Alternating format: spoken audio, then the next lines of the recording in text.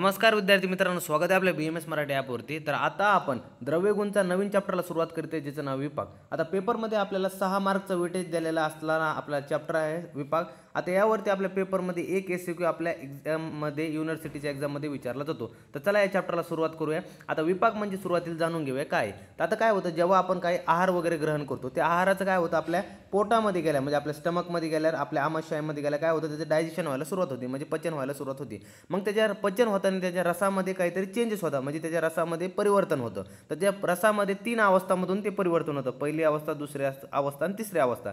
त्या अवस्थानुसार मग काय होतं, परिवर्तन होतं, त्याच्या पहिल्या अवस्थेतून दुसऱ्या अवस्थेत जातो, दुसऱ्या अवस्थेतून तिसऱ्या अवस्थेत जातो। आणि जेव्हा तिन्ही अवस्था पूर्ण होतात त्यानंतर जो एक रस तयार होतो, शेवटी जो शेवटचा एक रस तयार होतो, जो की हा रस आपल्या बॉडीमध्ये डायरेक्ट ॲब्झॉर्ब केला जाणार असतो, तर त्या रसाला आपण विपाक असं म्हणतो। तर समजलं काय, म्हणजे की आहार रसना म्हणजे आहार रसाच्या पचनानंतर जो आपला शेवटी आहार रसाच्या एकदम शेवटी जो रस तयार होतो, तर तो रस काय असतो, आपला काय विपाक असं म्हणतो। आणि तो डायरेक्ट आपल्या शरीरामध्ये काय शोषला जातो, म्हणजे शोषण केला जातो। मग तो अशा प्रकारे आपला विपाक आहे। आता विपाकाचे बघा काय म्हटले, आता निरुक्ती जाणून घेऊया। सुरुवातीला निरुक्ती म्हणजे काय, तर बघा काय म्हटले, अवस्था पाक अपेक्षया विशिष्ट पाक विपाक। चरकसूत्रस्थानुसार श्लोकाला पाठ करा। म्हणजे काय म्हटलंय, अवस्था पाक अपेक्षया विशिष्ट पाक विपाक।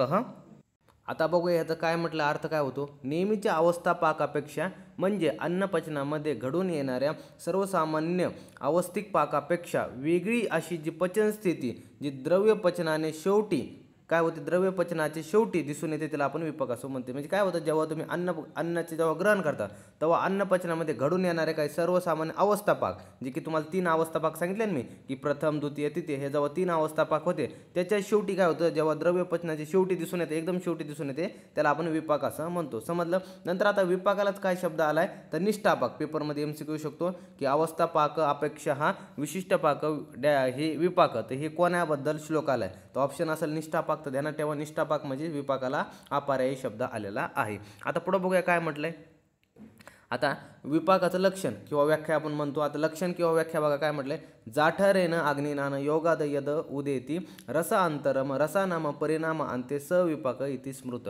तर इथं अशा प्रकारे हा श्लोक आलाय। म्हणजे जी व्याख्या काय म्हणते, की जाठर अग्नीच्या प्रक्रिया झाल्यामुळे एखाद्या द्रव्यामध्ये जो रसबदल परिणामाच्या अंती घडून येतो, त्याला विपाक असं म्हणतो। म्हणजे काय होतं, जेव्हा जाठर अग्नीचा प्रयोग होतो अन्नावरती, तेव्हा त्याच्या काय होतं, त्या द्रव्यामध्ये काय होतं, जो रसबदल घडून येतो, आणि रसबदल घडून आल्यानंतर जो परिणामाच्या अंती जे आपल्याकडे रस तयार होतो, तर परिणामाच्या अंती जो घडून येतो, तर त्याला आपण विपाक असं म्हणतो। म्हणजे जेव्हा आहार पचन आपल्या बॉडीमध्ये टोटल होतं, म्हणजे डायजेशन एकदम प्रॉपर होतं, जेव्हा तिन्ही अवस्थांमधून आपला जो फूड आहे तो तिन्ही अवस्थांमधून पास करतो, शेवटी एक जो रस बॉडीमध्ये तयार होतो, जो आता डायरेक्ट आपल्या बॉडीमध्ये ॲब्झॉर्ब केला जाणार आहे, शोषला जाणार आहे, तर तो म्हणजे काय असतो, विपाक असतो। तर समजला ताई, समजला दादा। तर हे अशा प्रकारे आपला विपाक आहे। आता दुसरी व्याख्या बघूया विपाकाची काय म्हटले। आता विपाकाची दुसरी व्याख्या काय सांगितली, विपाकः कर्मनिष्ठया। तर काय म्हटलं, विपाकः कर्मनिष्ठया म्हणजे चरकसूत्रस्थानुसार आपला श्लोक आलाय, की द्रव्य पचनानंतर एखाद्या द्रव्याचे जे कार्य दिसून येते ते विपाक होय। म्हणजे काय होतं, जेव्हा आपल्या द्रव्याचं पचन होतं, आहाराचं पचन होतं, त्या द्रव्याचं जेव्हा कार्य दिसून येतं, असं कार्य दिसून येतं, तर त्याला सुद्धा विपाक असं म्हटलेलं आहे। ह्या 2 व्याख्या पाठ करून ठेवा। पेपरमध्ये आपल्या हमखास विपाकवरती एक SQ फिक्स असतो, त्यावरती आपल्याला डायरेक्ट विपाकाची व्याख्या सांगून विपाकाचे भेद स्पष्ट करा म्हणून असं पेपरमध्ये डायरेक्ट SQ असतो। त्यासोबत यावरती विपाकाचे चिकित्सामध्ये काय महत्त्व आहे, तर हे पण सुद्धा लिहा म्हणून असा SQ मध्येच इन्क्लूड असतं। तर आता बघूया पुढे काय म्हटलंय बघा, तर अवस्थापाक। आता सुरुवातीला समजून घ्यावा अवस्थापाक। आता अवस्थापाक ही कन्सेप्ट कशी सांगतो, की जेव्हा आपण अन्न ग्रहण करतो, आपला हा माणूस आहे, आता ह्याने काय केलं, बाहेरून काय केला, पिझ्झा खाल्ला। आता हा पिझ्झा खाल्ला, पिझ्झा कसा गोल असतो सर, गोल, हा गोल असतो, हा ताई, हा मला बी माहिती आहे पिझ्झा गोल असतो, हां तू खूप खाते म्हणून सांगतो पिझ्झा गोल असतो, हां हे बघा पिझ्झा खाल्लाय नाही। आता पिझ्झा खाल्ला ताई ह्याने, तर पिझ्झा खाल्ल्यावर काय होतो, ह्याचा हा कुठं गेला, पोटात गेला। आता पोटात गेल्यानंतर काय होतं, पोटामध्ये म्हणजे आपण पोटाला काय म्हणतो, आमाशय म्हणतो, आणि आमाशय हा आपलं स्टमक झालं, त्याच्या खालचं जे ड्युडेनम असतं त्याला आपण पक्वाशय म्हणतो। तर हे काय होतं, ह्या 2 ऑर्गनमध्ये नॉर्मली आपल्या 2 अवस्था म्हणजे तिन्ही अवस्था चालतात, एक तर आमाशय आणि पक्वाशय, या दोन्ही ऑर्गनमध्ये आपल्या काय चालतं, 3 स्टेप चालतात। आता सुरुवातीला जे आपलं डायजेशन सुरुवात होती, डायजेशनला सुरुवात झाली, तर पहिली स्टेप काय होती, आमाशय म्हणजे आपलं जे स्टमक असतो, तर स्टमक आपला असा समजा, आपला स्टमक असं बॅक शेप आहे ना, तर जो ऊर्ध्व भाग आहे म्हणजे त्याचा वरचा जो भाग आहे, तर ह्या भागात काय होतं, ह्या भागामध्ये वरच्या भागामध्ये डायजेशन सुरू झालं, म्हणजे पहिली अवस्था तयार होती तिथं, तर ती काय झाली, ती आपली मधुर अवस्था भाग तिथं तयार होतो।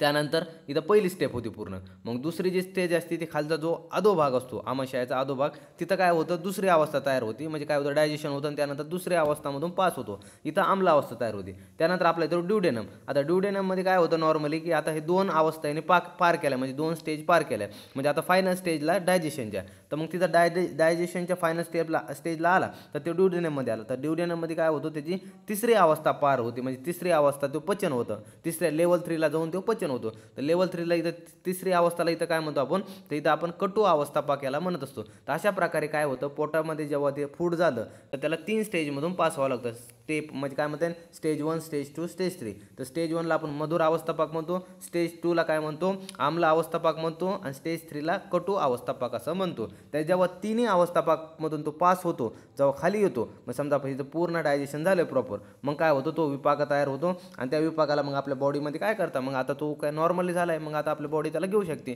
असं डायरेक्ट फूड टाकलं डायरेक्ट आपली बॉडी घेते का, तर नाही. तर आपण डायरेक्ट खाल्लं, किती पण खाल्लं काय झालं तर अगोदर आपल्या बॉडीमध्ये त्याला प्रॉपर डायजेशन व्हावं लागतं. 3 स्टेजेसमधून जावं लागतं. हे 3 गेट त्याला पार करावं लागते. जेव्हा हे 3 गेट पार करल तो, म्हणजे तेव्हाच तो काय होईल आपल्या बॉडीमध्ये आतमध्ये जाऊ शकतो किंवा डायजेशन म्हणजे त्याचं आपल्या बॉडीमध्ये ॲब्झॉर्ब केला जाऊ शकतो. तर अशा 3 ही अवस्था पाक आहे. आता बघा काय म्हटले, शरीरात अन्नाचे स्थानभेदाने अनुरूप जे पचन होते त्याला आपण अवस्थापाक असं म्हणतो. की शरीरात अन्नाचे जे स्थानभेदाने म्हटलंय बरं. स्थान म्हणजे काय म्हटलंय, जे आपलं काय म्हटलं हे वरचं आपलं स्टमक होतं आणि खालचं काय होतं आपला ड्युडेनम होतं, म्हणजे आपलं आमाशय आणि पक्वाशय.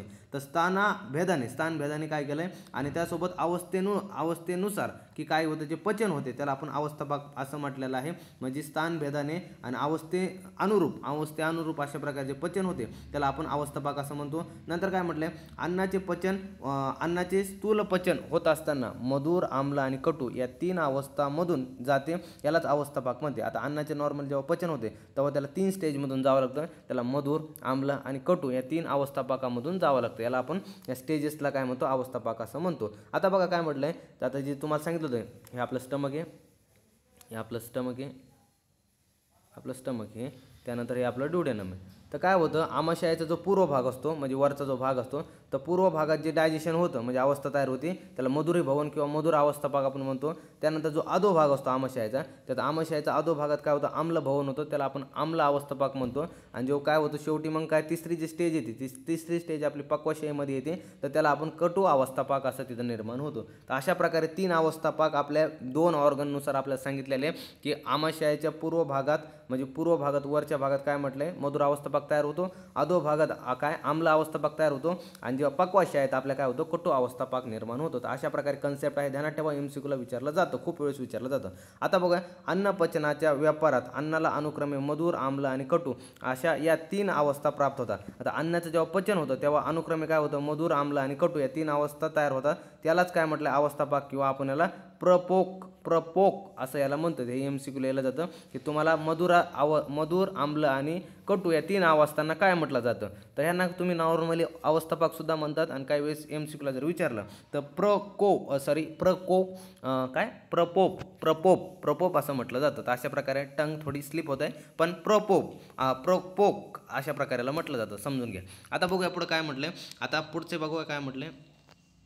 आता हे निष्ठापाक. आता निष्ठापाक म्हणजे काय तर विपाक. आता नॉर्मल तुम्हाला सांगितलं निष्ठापाक म्हणजे विपाकलाच पर्याय शब्द आला निष्ठापाक. आता काय म्हटलं जेव्हा आपलं फूड त्या 3 स्टेजमधून पार झालं, स्टेज 1, स्टेज 2, स्टेज 3 या 3 स्टेप काय करून पार आलं म्हणजे काय झालं आता हा रस तयार झाला आहे. आता याला काय केलं जातं नॉर्मली या 3 अवस्थापाकामधून अन्न जात असताना रसतः स्थिती सारखी बदलत राहते. आता नॉर्मल म्हटलं ना फर्स्ट स्टेजला मधुर अवस्थापाक असतो, सेकंड स्टेजला आम्ल अवस्थापाक असतो आणि थर्ड स्टेजला कटू अवस्थापाक असतो. या तिन्हीमध्ये काय होतं त्याचा रस बदल होत राहतो, म्हणूनच त्याला अवस्थिक किंवा तात्पुरते असल्याने अवस्थापाक असे म्हणतात. आता नॉर्मल कळलं त्याला कौन अवस्थापाक म्हणजे म्हटलं जातं. तर टेम्पररी स्टेज असते ती, त्यामुळे त्याला अवस्थापाक सुद्धा म्हटलं जातं. आणखी बघा काय म्हटलंय, पण या 3 अवस्थांमधून अन्न गेल्यानंतर पचन व्यापाराचे शेवटी टिकाऊ स्वरूपाचा पाक होऊन विशिष्ट रसनिष्पत्ती होते, त्याला विपाक असं म्हणतो. आता ह्या 3 स्टेजमधून जेव्हा फूड पास होतं तेव्हा काय होतं जो फायनल प्रोडक्ट बनतो आणि तो काय असतो एकदम परमनंट प्रोडक्ट असतो. आता त्यामध्ये कोणताही चेंज होणार नाही, तर त्याला आपण विपाक असं म्हणतो. किंवा तो टिकाऊ असल्याने त्याला निष्ठापाक सुद्धा म्हणतात. आता तो टिकाऊ आहे म्हणजे परमनंट आहे म्हणून त्याला निष्ठापाक सुद्धा म्हणतो.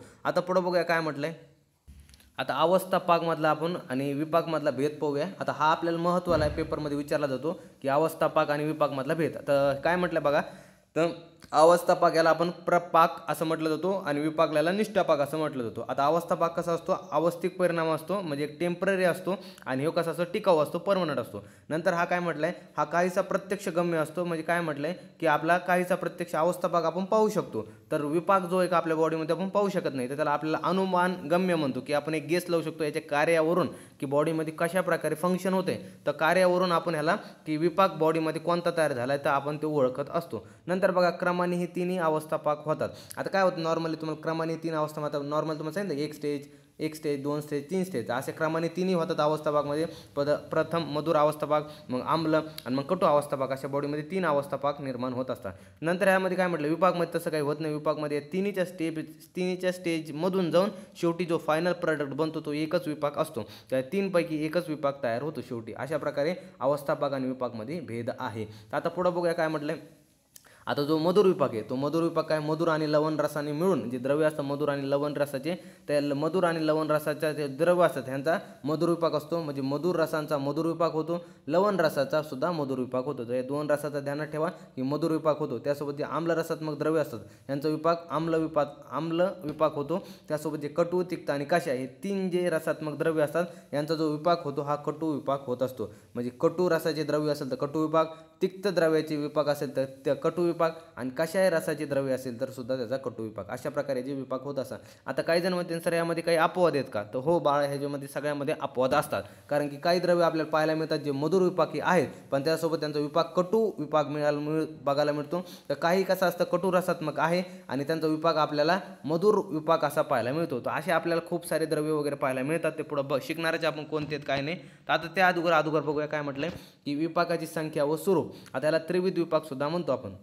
आता काय म्हटलंय की विपाकाची संख्या, आता यावरती खूप मोठे मतभेद झाले. खूप आचार्य सुश्रुतनुसार, आचार्य वाघभटनुसार, आचार्य आपले चरकनुसार ह्यांचे मतभेद आहे. कोणी म्हणतं काही काय म्हणतं विपाक 2 आहेत, कोणी विपाक म्हणतं 3 आहेत. तर अशा प्रकारे विपाकाची त्यांचे मत आहेत. आपल्याला इन डिटेल सगळे काही जाणून घ्यायचे. त्यांनी काही त्यांचे आपापले वाद सुद्धा आहे, काही जसं की द्विविध वाद आहे. द्विविध वादमध्ये 2 विपाकाचं वर्णन केलं जातं. ते कोण मानतंय काय नाही इन डिटेल सगळं काही बघून घेऊया. आता काय म्हटलं बघा, विपाकाची संख्या व स्वरूप याविषयी आयुर्वेदात मतभिन्नता आढळते आपल्याला. म्हणजे खूप जणांच्या यामध्ये मतामध्ये भिन्नता आढळते. या 4 प्रमुख मतप्रवाह दिसतात. आता 4 जणांचे काय होतं आपल्याला की मतं आले तिथं. आता ते मतं पाहिजेत आपल्याला. काय म्हटलं, आता सुरुवातीला येतं द्विविध विपाकवाद. आता द्विविध विपाकवादमध्ये काय म्हटलं, पेपरमध्ये विचारला जाऊ शकतो मला, द्विविध विपाकवाद स्पष्ट करा. तर काय म्हटलंय बघा की धन्वंतरी संप्रदायातील जे आचार्य सुश्रुत आहे आणि नागार्जुन हे दोघं जे म्हटले धन्वंतरी संप्रदायातले, तर आचार्य सुश्रुत आणि नागार्जुन. आता नागार्जुन कोण की जे आपले रसशास्त्राचे नागार्जुन. तर यांचे काय सांगितलं, आचार्य सुश्रुत आणि नागार्जुन त्यांनी काय सांगितलं,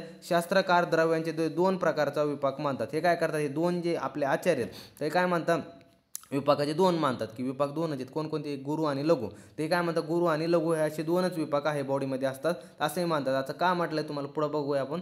ते काय म्हणतात की सुश्रुताच्या मताप्रमाणे द्रव्याचा विपाक फक्त 2च प्रकारचा असतो. जसं की मधुर विपाकाला त्यांनी गुरु म्हटलंय आणि कटू विपाकाला लघु म्हटलंय. त्यांच्या म्हणण्यानुसार काय होतं की बॉडीमध्ये फक्त 2च विपाक तयार होतं, एक मधुर आणि कटू. जो मधुर असेल तो गुरु असेल, मधुर जो गुरु असेल आणि जो कटू असेल तो लघु असेल. तर अशा प्रकारे यांनी म्हटलेलं आहे. आता बघूया काय म्हटलंय, त्यातलं पृथ्वी आणि आप जे महाभूत आहे ते गुरु गुणात्मक असतात. म्हणजे ह्यांचा विपाक कसा असेल, मधुर विपाक असेल. त्यानंतर तेज, वायू आणि आकाश आहेत हे महाभूत जे असतील तर हे लघु गुणात्मक आहे. म्हणजे ह्यांचं काय असेल, एक प्रकारे ह्या द्रव्याचं ह्या महाभूताच्या ज्या द्रव्यामध्ये आधिक्य असेल तर ते काय असेल, ते कटू विपाकी असेल. म्हणजे लघु गुणात्मक म्हणजे कटू विपाकी. असे आपल्या तुम्हाला MCQ सुद्धा विचारलं, ध्यानात ठेवा हे पॉईंट महत्त्वाचे. नंतर काय म्हटलं बघा, ज्या द्रव्यामध्ये पृथ्वी आणि जल महाभूताचे आधिक्य त्यांचा विपाक मधुर म्हणजे गुरु होतो. आता उदाहरण दिलं, शीर म्हणजे आपलं दूध, नारिकेल म्हणजे नारळ वगैरे, खजूर, आम्र, अनंतमूळ इत्यादी द्रव्य. तर ह्यांचं काय सांगितलंय, आचार्य सुश्रुतनुसार मधुर विपाक आहे. नंतर काय म्हटलं, ज्या द्रव्यामध्ये तेज आहे म्हणजे तेज महाभूत सोबत काय म्हटलंय, म्हणजे तेज म्हणजे अग्नी, वायू, आकाश हे महाभूत आहे. त्यांच्यामध्ये काय महाभूताचं आधिक्य त्यांचा विपाक कसं कटू आपल्याला पाहायला मिळतो म्हणजे लघु होतो. आणि उदाहरण काय दिलं, हिंगू, मरीच, यवनी, खदीर आणि निंब ही आपल्याला द्रव्य त्यामध्ये पाहायला मिळतं. तर अशा प्रकारे आपल्याला इथं सांगितलेलं आहे, ध्यानात ठेवा, खूप महत्त्वाचं आहे. आचार्य सुश्रुत आणि नागार्जुन हे 2च विपाक सांगितले, गुरु आणि लघु. त्यामध्ये हे महाभूत ध्यानात ठेवा, गुरुमध्ये पृथ्वी आणि आपे आणि तेज वायू आकाशी लघु गुणात्मके म्हणजे आपले कटु विपाकी आहेत. आता बघूया पुढे काय म्हटलंय. आता बघा त्रिविध विपाकवाद. आता त्रिविध विपाकवाद हा किंवा ह्याला रस विपाकवाद सुद्धा म्हणतो. आता काय म्हटलंय, चरक व अष्टांग हृदयकार जे ते वाघभटमध्ये. आता ह्यांनी काय म्हटलंय, जे अष्टांगकार वगैरे आपले वाघभट आहे, तर चरक यांनी दोघांनी काय म्हटलंय, त्रिविध विपाक द्यायला म्हणजे 3 विपाकाचं यांनी वर्णन केलंय. हे 3 विपाक मानतात. यांचं म्हणणं काय की मधुर विपाक हा मधुर आणि लवण रसांच्या द्रव्याचा होतो. म्हणजे मधुर विपाक, मधुर व लवण रसात्मक जे द्रव्य त्यांचा हा मधुर विपाक असतो. आम्ल विपाक आहे तो आम्ल रसात्मक जे द्रव्य त्यांचा आम्ल विपाक असतो. जो कटू विपाक आहे तो कटू तिक्त कषाय रसात्मक जे द्रव्य असतात त्यांचा कटू विपाक होतो. तर समजलं. नंतर काय म्हटलं, आता जे मधुर विपाक आहे त्यामध्ये कोणते द्रव्य येतं, घृत येतं म्हणजे तूप येतं, नवनवीत शीर, त्यानंतर इशू, इक्षू म्हणजे आपला ऊस वगैरे, द्राक्षे, या मधुर रसात्मक जे द्रव्य असतात. त्यासोबत जे सामुद्र लवण झालं, सेंदव झालं, हे काय झाले लवण रसात्मक जे द्रव्य झाले यांचा विपाक काय होतो, मधुर विपाक तयार होतो. नंतर काय म्हटलं, जे आम्ल विपाक येतं, आम्ल विपाकमध्ये काय येतं, आम्लिका म्हणजे चिंच, चुक्र, चांगोरी, तर असे जे द्रव्य आहेत ह्यांचे काय म्हटलं विपाक आहे, आम्ल विपाक सांगितलेला आहे. त्यानंतर कटू विपाक. आता कटू विपाकचे कोणकोणते द्रव्य सांगितले, हिंगू, हळद, मरीच म्हणजे मिरची वगैरे, त्यानंतर मरीच हा वेगळा आपल्याकडे द्रव्य. त्यानंतर चित्रक, त्यानंतर जे कटू रसात्मक हे द्रव्य, त्यासोबत जे निंब झाले, मेथिका झाले, तर यांचे कसे तिक्त रसात्मक हे द्रव्य सांगितले. तिक्त म्हणजे काय, कडू. त्यानंतर जे लोद्र, अर्जुन आणि चंदन आहे तर ह्यांचे कसे सांगितले, आकाशाय रसात्मक हे द्रव्य सांगितलेलं आहे. तर अशा प्रकारे आपल्याला विपाक आणि विपाकामधले द्रव्य आणि त्यासोबत त्यांचे रससुद्धा वर्णन केलेले आहे. आता बघा पुढं काय म्हटले, आता मधुर विपाकाने बॉडीमध्ये कसे कर्म होते, आम्लाने कशा प्रकारे कर्म करतो आणि कटू विपाक कशा बॉडीमध्ये कर्म करतो हे पाहूया. आता जो मधुर विपाक असतो तो मधुर विपाक आहे नॉर्मली कफाचं वर्धन करतो आणि वाताचं शमन करतो. त्यामध्ये काय सप्तधातूची वृद्धी करतो आणि सृष्ट मल प्रवृत्ती करतो. म्हणजे काय करतो नॉर्मली जो मधुर विपाक आहे, मधुर विपाकमध्ये काय गुण असतात, म्हणजे आता जो नॉर्मली जे मधुर रसाचे गुण तुम्हाला शिकवले तर तेच इकडे आहे की मधुर रस काय करतो, मधुर रसाचे जे गुण आहेत तेच तुम्हाला विपाकमध्ये सुद्धा पाहायला मिळतात. त्यामुळे कफाचं वर्धन होतं, वाताचं शमन होतं. नंतर काय म्हटलं, जे सप्तधातूची आणि काय म्हटलं सप्तधातूची वृद्धी करतं आणि जे काय सृष्ट मल प्रवृत्ती म्हणजे एकदम काय म्हणणे की एकदम व्यवस्थित अशी मल प्रवृत्ती होणे. तर समजलं. नंतर काय म्हटलंय, आम्ल विपाकाने काय होणे, आता आम्लमध्ये कशा प्रकारे गुण असतो, तीक्ष्ण उष्ण गुण असतो. त्यामुळे पित्ताची वृद्धी होते आणि वाताचं शमन होतं. त्यासोबत धातूचा सुद्धा क्षय होतो आणि सृष्ट मल प्रवृत्ती म्हणजे एक चांगल्या प्रकारे मल प्रवृत्ती होते. समजलं. नंतर काय म्हटले, आता कटू विभाग काय म्हटलं, आता कटू म्हणल्या कसं यामध्ये वृक्ष वगैरे गुण पाहायला मिळतात नॉर्मली. त्यामुळे वाताचं वर्धन होतं आणि कफाचं शमन होतं, वाताचं वर्धन होतं आणि कफाचं शमन होतं. अशा प्रकारे आपल्याला पाहायला मिळतं. त्यासोबत धातूचा सुद्धा क्षय होतो आणि मध्ये बद्ध मल प्रवृत्ती म्हणजे मलमूत्रामध्ये आपल्याला अडथळा पाहायला मिळतो यांच्या विपाकामुळे. तर अशा प्रकारे यांचे कर्म सांगितले विपाकाचे. आता पुढं बघूया काय म्हटलं, आता एक विपाक बघूया. आता मधुर विपाक. आता मधुर विपाकाचं काय सांगितलंय बघा, मधुर विपाकमध्ये काय द्यायला आपल्याला महाभूताचं आधिक्य. तर पृथ्वी महाभूताचं आधिक्य, यामध्ये गुण असतो गुरु, शीत, स्निग्ध आणि पिच्छल हे 4 गुण आपल्याला पाहायला मिळतात. त्यानंतर रस बघूया काय म्हटलंय. आता रसमध्ये काय म्हटलंय, मधुर व लवण रसाचा मधुर विपाक होतो. जे मधुर आणि लवण रसाचे असते 2 मधुर आणि लवण आहे तर ह्यांचा काय होतो विपाक, मधुर विपाक होतो. नंतर बघा काय म्हटलं, यांचं वीर्य कसं, शीत वीर्य सांगितलंय. आता कर्म कसं सांगितलंय, वाताचं शमन करतो, पित्ताचं शमन करतो आणि कफाची वृद्धी करतो. म्हणजे वाताचं शमन, पित्ताचं शमन, त्यानंतर कफाची वृद्धी. तर अशा प्रकारे आपल्या कर्म सांगितले. आता धातूमध्ये कसं करतो, सप्तधातूची वृद्धी करतो. तर कशी करतो बघा काय म्हटले, समान गुणांनी म्हणजे गुरु, स्निग्ध, पिच्छल गुणांनी सप्तधातूची वृद्धी, विशेषतः बृहन म्हणजे शरीराची पुष्टी करतो. त्यानंतर मांस धातूचे वर्धन करतो. त्यासोबत वृश्य म्हटलं शुक्र धातूचे वर्धन करतो. वर्ण म्हणजे आपल्या स्किनचा काय करतो, एक वर्ण म्हणजे काय करणं, तेज वाढवणं, स्किनचं एक तेज वाढवणं तर काम करतो. वर्णरोपण करतो. बल्य शरीराचं काय बल वाढवतो हा मधुर विपाक. नंतर काय म्हटलंय, मलमूत्र. आता मलमूत्रामध्ये कसं कर्म करतो, तर मलामध्ये बघा गुरु, स्निग्ध गुणाने सृष्ट मल उत्पत्ती. तर काय होती, एकदम छान प्रकारे म्हणजे काय म्हणते ना आपल्याला बॉडीमधले मलप्रवृत्ती चांगल्या प्रकारे होते आणि मग काय म्हटलंय मधुर विपाकाने. नंतर मूत्र. आता मूत्र काय म्हटलं, मूत्रामुळे कफवर्धनामुळे शरीरात क्लेद वाढून सृष्ट मल प्रवृत्ती होते. तर बॉडीमध्ये जर कफाचं वर्धन होते तर काय होणार, शरीरात क्लेद वाढणार. क्लेद वाढलं तर काय होणार, मूत्राचा वगैरे काय होणार, बॉडीमध्ये व्यवस्थित मूत्र प्रवृत्ती पण होणार. नंतर काय म्हटलं, आता स्वेद. आता स्वेदामुळे काय म्हटलं, शीतगुणामुळे स्वेदापनयन. तर अशा प्रकारे स्वेदापयन म्हटलंय म्हणजे बॉडीमध्ये स्वेद वगैरे काय जास्त काही निर्माण होत नाही. नंतर काय म्हटलंय, बाह्यकर्म. आता बाह्यकर्मामध्ये काय काय म्हटलंय की स्नेहन, स्निग्ध, व पिच्छल गुणांनी काय होतं स्नेहन होतं. काय होतं स्नेहन होतं. सुरुवातीला कर्म दिलं स्नेहन, तर स्निग्ध व पिच्छल गुणांनी काय होतं बॉडीचं स्नेहन होतं. त्यानंतर त्वच. आता त्वच म्हणजे काय म्हटलं त्वचेसाठी हितकर आहे. तर बाह्य कर्म त्वचेसाठी हितकर काय होतं रक्तपित्ताचं शमन होतं. रक्तपित्त शमन आणि रक्ताचं प्रसाधन होतं. त्यामुळे काय होतं त्वचेचं प्रसाधन होतं. ते 2 कर्म दिला बाह्य कर्ममध्ये. एक तर स्नेहन त्वच आपलं बॉडीचं स्नेहन होतं, त्यासोबत त्वचेसाठी हितकर राहतं. नंतर बघा वर्णरोपण. आता वर्णरोपण म्हणजे काय होतं वर्णाचं रोपण होणं. काय होतं धातूचे वर्धन होऊन वर्णारोपण होतं. म्हणजे वर्णाचं काय होतं रोपण होतं, शरीराचं तेज वाढतं. नंतर काय म्हटलंय अभ्यंतर. आता अभ्यंतरमध्ये काय म्हटलं रद्य. आता रद्य काय म्हणलं की आपल्या हृदयाला वगैरे बल देणं. तर रद्य हे कर्म आहे. तर कसं होतं बघा रक्त मांसाचे वर्धन व पोषण करून आणि रक्त प्रसाधनाचे रद्य हे असं आपल्याला कर्म सांगितलेलं आहे. म्हणजे रक्त काय करतं रक्त मांसाचे वर्धन करतं, रक्त आणि मांसाचे वर्धन करतं किंवा पोषण पण करतं करून काय करतं रक्त प्रसाधनाचे कार्य करून बॉडीला म्हणजे रद्य म्हणजे हृदयाला बळ देण्याचं काम करतं.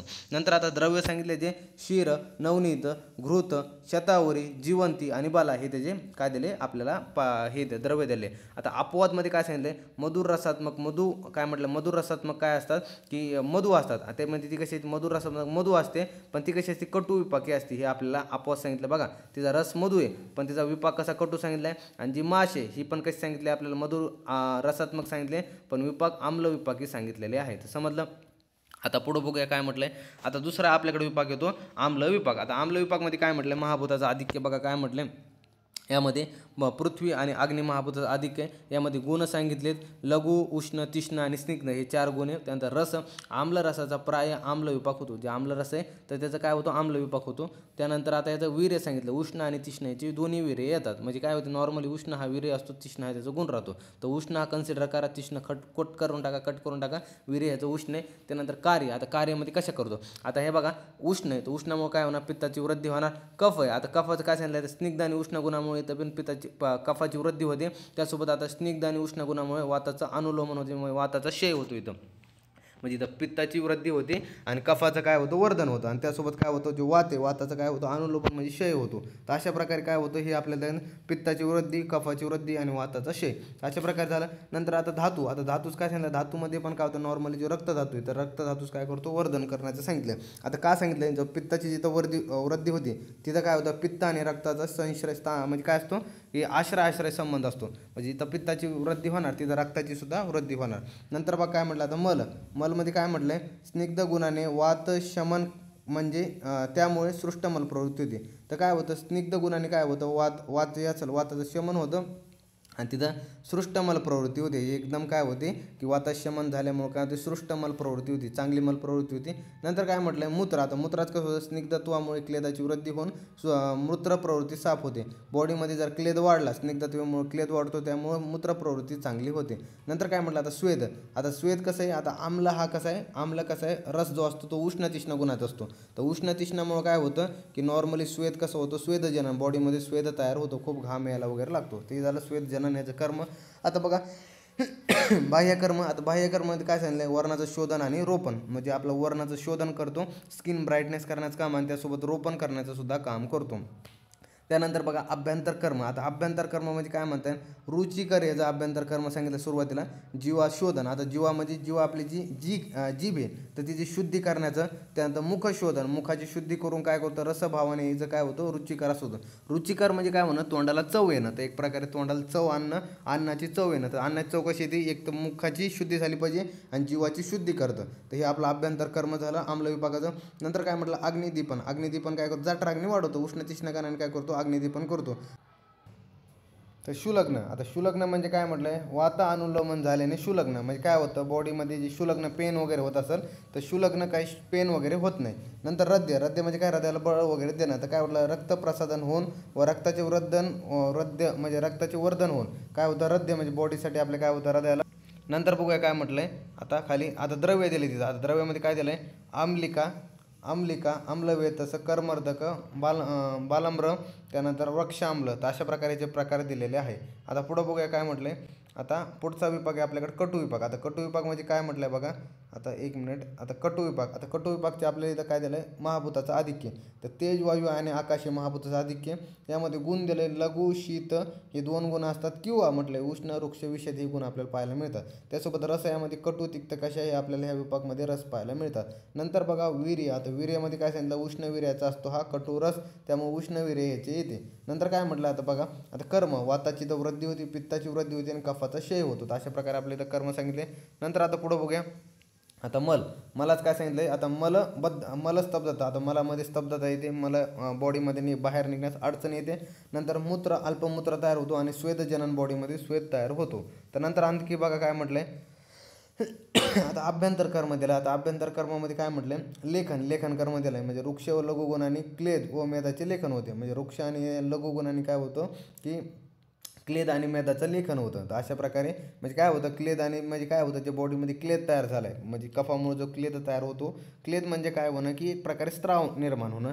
आणि जे बॉडीमध्ये फॅट जमा झालं आहे तर ते काय होणं, लेखन होणं, म्हणजे काय होणं, त्याचं कमी होणं, बॉडीमधलं डिकम्पोजिशन म्हणजे एक प्रकार काय होणं, त्याचं कमी होणं, लेखन क्लेद आणि मेदाचं कमी होणं, त्याला लेखन कर्म असं म्हणतो आपण. त्यानंतर विरुक्षण, आता विरुक्षण म्हणजे काय होणं की लघु आणि वृक्षगुण शरीरातील वृक्षता निर्माण होणं, त्याला विरुक्षण आपण असं म्हणत असतो.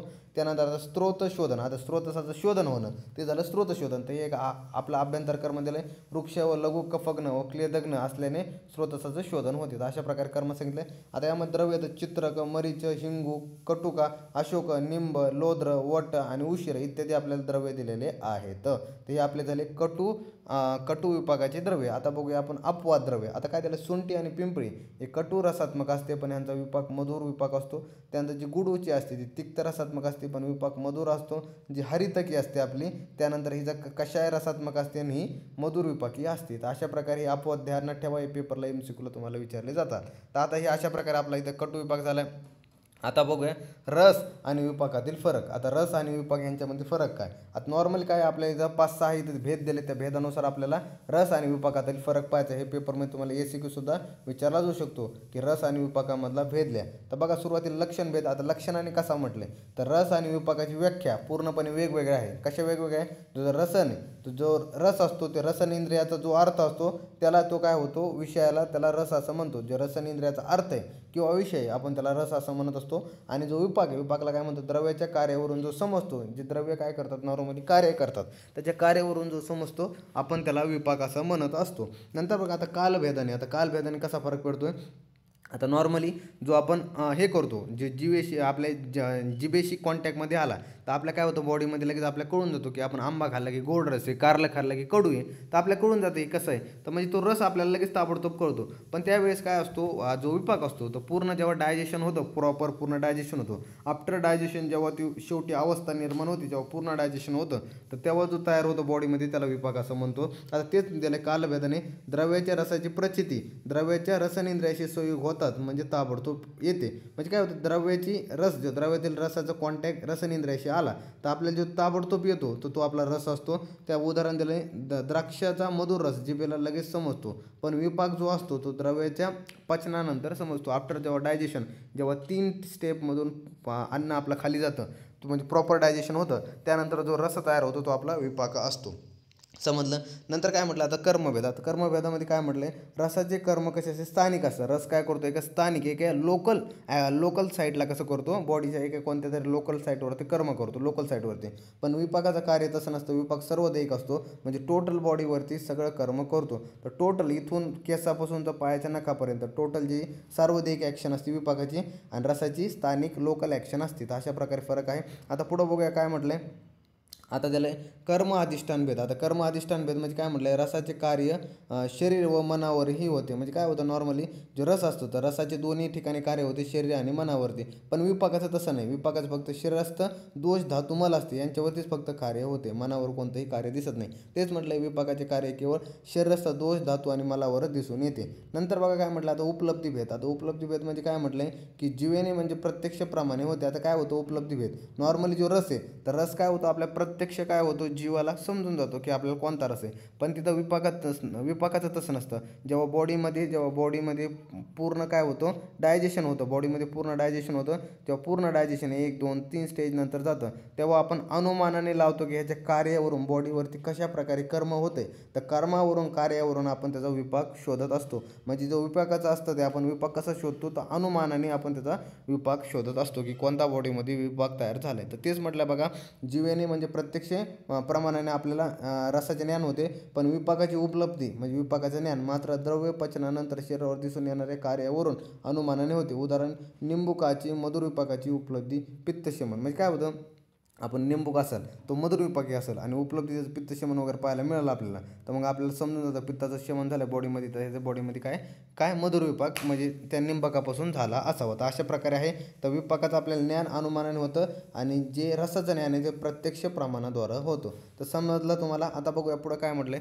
आता रस आणि विपाकमधला फरक आता ते जाणून घेऊया. काय म्हटलंय की रस आणि विपाक. आता रस कसा असतो, आस्वाद्य असतो आणि विपाक कसा असतो, परिणाम लक्षण असं सांगितलेलं आहे. नंतर हा काय सांगितलं आहे की रस जो आहे तो आशुकारी म्हणजे काय म्हटलं आहे, आशुकर्म म्हणजे क्विक ॲक्शन दाखवतो. नंतर जो आपला विपाक असतो तो कसा असतो, डिले ॲक्शन दाखवतो. म्हणजे काय म्हटलं, डिलेड ॲक्शन म्हणजे काय म्हटलं, आता नॉर्मल तुम्ही जर फळ खाल्लं तर फळ खाल्लं की तुम्हाला लगेच कळून गेलं की याचा रस कोणता आहे, पण तेच तुम्हाला पचनाची वेट करावं लागेल की विपाकासाठी. आणखी काय म्हटलं आहे, आता जे आस्वाद्य होतं, आता आस्वाद्य म्हणजे काय की तेव्हा तुम्ही रस जेव्हा खाल्ल्या तुम्हाला त्याचं ज्ञान होतं, पण ह्याचं काय होतं, विपाक काय होतो, परिणाम लक्षण म्हणजे काय म्हटलं, जेव्हा त्याचं पूर्ण डायजेशन होतं बॉडीमध्ये तेव्हा तो शेवटी समजतो. नंतर बघा काय म्हटलं, आता स्थानिक कर्म. आता कसं रसचं कसं सांगितलं, स्थानिक कर्म सांगितलं, लोकल ॲक्शन आहे, तसंच जो विपाक आहे त्याचं काय म्हटलं, सार्वदेहिक हे कर्म आहे.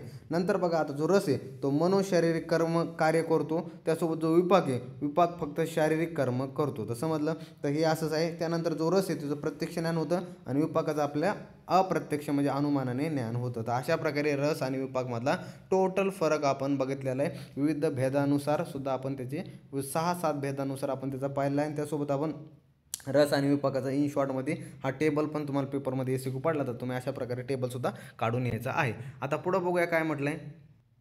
आता त्याला विपाकाचे चिकित्सामध्ये उपयोग. आता चिकित्सेमध्ये कशा प्रकारे उपयोगी ठरतो बघा. विपाकाचे कार्य हे त्या रसाच्या कार्यावर असते म्हणजे कार्याप्रमाणे असते. विपाकाचे कार्य हे रसाच्या कार्याप्रमाणे असते. जसं रस कर्म करतो त्याच प्रकारे विपाक पण सुद्धा कर्म करतो. जसे मधुर विपाकाचे कार्य हे रसाप्रमाणे, तर कटू विपाकाचे कार्य हे कटू रसाप्रमाणे, त्याचप्रमाणे जे आम्ल विपाकाचे कार्य हे आम्ल रसाप्रमाणे असते. तशाच प्रकारे त्याचं रसाप्रमाणे विपाकाचं सुद्धा कार्य असतं. नंतर काय म्हटलं, मधुर विपाक हा रसाप्रमाणे वात पित्त शमन करणारा म्हणजे मधुर जो विपाक असतो तो जसा मधुर रस वात पित्त शमन करतो त्याच प्रकारे मधुर विपाक पण वात पित्ताचं शमन करतो. नंतर काय म्हटलंय, जो सर्व धातू वर्धन करणारा असतो, सर्व धातूचं वर्धन करतो, त्यासोबत शुक्रजनन वर्धन करणारा असतो. नंतर काय म्हटलं, जे धातुक्षय, ओजक्षय, कारशय, दौर्बल्य, अपतर्पणजन्य विकारे, वातज व्याधी यामध्ये तुम्ही मधुर विपाकाचे द्रव्य म्हणजे औषधी आपण देऊ शकतो. तर समजलं, मधुर विपाकाचे द्रव्य किंवा औषधी आपण या प्रकारे यामध्ये देऊ शकतो. आणखी काय म्हटलंय आता बघा, आता की जे आम्ल विपाक आहे, आम्ल विपाक कसा असतो, आम्ल विपाक हा शुक्रनाशक करणारे असल्याने ही द्रव्ये कमी प्रमाणात वापरावी. आम्ल विशेषतः वात अनुलमन, मलमूत्र सुखपूर्वक निष्कासित करणारा असल्याने मूढवात, त्यानंतर विबंध, उदावर्त, वातवादी यांच्यामध्ये वापरता येतो. म्हणजे काय म्हटलं, आम्ल विपाक हा कसा असतो, शुक्रनाशन करणारा असल्याने ही द्रव्ये आपल्याला कमी वापरात सांगितली. विशेषतः जे काय करतो, वाताचा अनुलोमन करतो आणि मलमूत्राला सुखपूर्वक बॉडीच्या बाहेर करतो. नंतर काय म्हटलंय, जे मूढवात हा व्याधी झाला त्यानंतर विबंध, उदावर्त, वातव्याधी यांच्यामध्ये आपल्याला हे वापरता येतो. पण आणखी एक काय म्हटलं, यामध्ये कंडिशन आहे, कार्य साध्य जर झाले, कार्य आपल्या म्हणजे रिझल्ट पाहायला मिळाले, त्याचा वापरणे बंद करायचा असतो, कारण की यामुळे आपल्या शुक्राचा बॉडीमध्ये नाश होत असतो. नंतर आणखी पुढं बघा काय म्हटलंय, आता जो कटू विपाक आहे, आता कटू विपाकचं काय म्हटलं, जो कटू विपाक असतो हा कफाचं शमन करणारा असतो. जो कटू विपाक असतो हा कफा शमन करणारा असतो आणि शुक्रक्षय करणारा असतो. त्यासोबत जे कफज विकार असतात, त्यासोबत संतर्पणजन्य विकार असतात, म्हणजे बॉडीमध्ये काय होतं, स्थौल्य निर्माण होणं, जे संतर्पण, जे नानात्मक व्याधी वगैरे पाहिलं ना ते आपण की ते वगैरे, तर त्यामधलं संतर्पण जे पाहिलं, संतर्पण म्हणजे आता जे लोक स्थौल्य होत चालले 21व्या शतकामध्ये, तर ते स्थौल्याचा नाश करणारा, त्यानंतर गलरोग असू द्या, कुष्ठ असू द्या, आलसक असू द्या, शोथ असू द्या, स्वेलिंग वगैरे यांच्यामध्ये याच्यामध्ये कटू विपाक जो आहे ते द्रव्य वापरावेत आपल्याला सांगितले. शक्यतो ही कसे वृश्य, आता ही ह्यांच्यामध्ये काही अपवाद द्रव्य असतात जे की वृश्य वगैरे कर्म करतात, जसं की सुंठी वगैरे झालं, तर हे पिंपळी झालं, तर हे कसे असे वृश्य द्रव्य असतात, वृश्य द्रव्य असतात की जे आपले म्हणजे कटू विपाकी असतात, पण काय करतात ह्याचं अपवाद द्रव्य असतात ते की शुक्र धातूचं वर्धन करणारे हे द्रव्य असतात, ते आपल्याला वापरायचे सांगितले आहे. तर अशा प्रकारे इथं आपलं टोटल हे सगळं चिकित्सेमध्ये उपयोग झाला. आता याचा आपण काय बघूया, आता शेवटचा पॉईंट बघूया आपण याचा की रिसर्च अपडेट. आता रिसर्च अपडेट खूप महत्त्वाचं आहे, कारण की आजच्या पेपरमध्ये आपल्याला विचारला जाऊ शकतं. आता जेव्हा पेपर आहे त्यामध्ये आपल्याला रिसर्च अपडेट याबद्दल लिहा म्हणून असं येऊ शकतो. आता रिसर्च अपडेटमध्ये काय लिहू शकतो, तर vipaka is a consider as the final product of the digestion. आपण फायनल प्रोडक्ट समजू शकतो याला डायजेशनचा. Moreover according to Charaka Samhita vipaka can be perceived by the action is seen in the body. तर विपाक आपण त्याच्या कार्यावरून समजून घेऊ शकतो बॉडीमध्ये, की त्याच्या कार्य कसं होतं आहे बॉडीवरती, त्याच्याप्रमाणे आपण विपाकाला समजून घेऊ शकतो अकॉर्डिंग टू चरक संहिता म्हटलेलं आहे. Thus vipaka can be assessed from the digestion till the metabolism and resulting in excretion of unwanted material. म्हणजे काय म्हटलं आहे, विपाक जो असतो तो आपण काय म्हटलं आहे की डायजेशनपासून ते मेटाबॉलिझमपर्यंत काय आपण पूर्ण हे आपल्या बॉडीमध्ये आपण समजून घेऊ शकतो. त्यासोबत त्या रिझल्टमध्ये काय होतं, जे काही वेस्ट प्रोडक्ट बॉडीमध्ये तयार झाले असेल तर ते काय होतं, एक्सक्रेशन थ्रू बॉडीच्या बाहेर काढले जातं. तर अशा प्रकारे पूर्ण हे आपलं रिसर्च अपडेट वगैरे होतं. तर अशा प्रकारे इथं आपलं पूर्ण हा चॅप्टर संपलेला आहे. पेपरमध्ये तुम्हाला इन डिटेल हा समजला असेल हा चॅप्टर. तर भेटूया पुढच्या व्हिडिओमध्ये. आजच्या व्हिडिओसाठी एवढंच होतं, तर चालतंय. धन्यवाद.